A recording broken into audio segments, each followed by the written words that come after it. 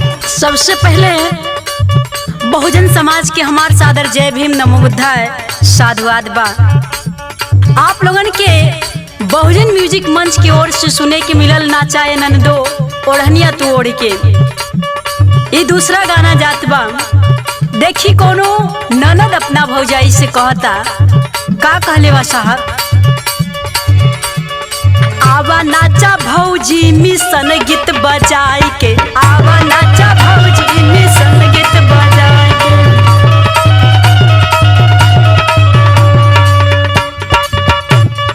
कैसे करबू दर्शन जब भग बोला जाए के, कैसे करबू दर्शन जब भग बोला जाए के, आवा नाचा भौजी मिशन गीत बजाए के, आवा नाचा भौजी मिशन गीत बजाए।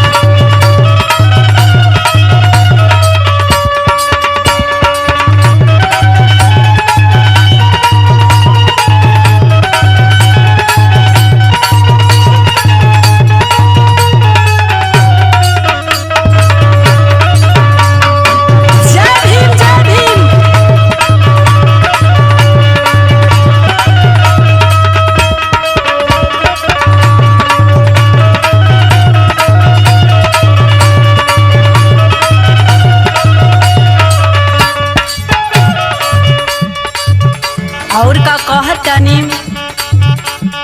हमनी का सबसे खुशी वाला दिन है,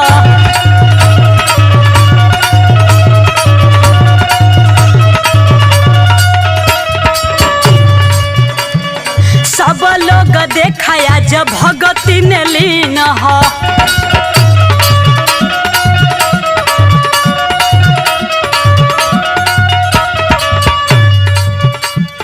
हमनी का सबसे बड़ा खुशी वाला दिन है, सब लोग देखाया जब भगती ने लीन है। निकलल हा झांकी हमरे गौवा से सजाए के, निकलल हा झांकी हमरे गौवा से सजाए के, आवा नाचा भौजी मिशन गीत बजाए के, आवा नाचा भौजी मिशन गीत बजाए के।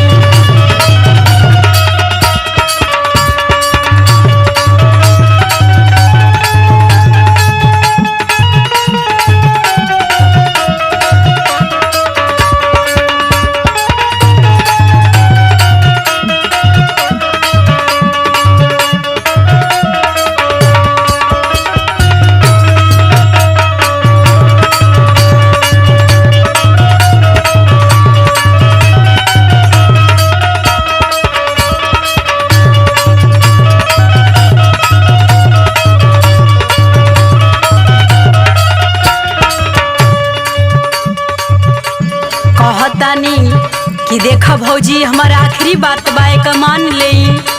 कैसे कहतानी, माता करमा के लाल संत रविदास हो,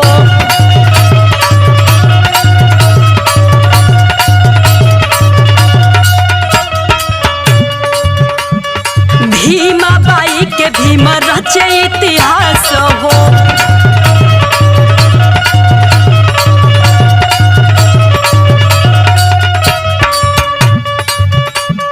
माता करमा के लाल संत रविदास हो, भीमा बाई के भीम रचे इतिहास हो।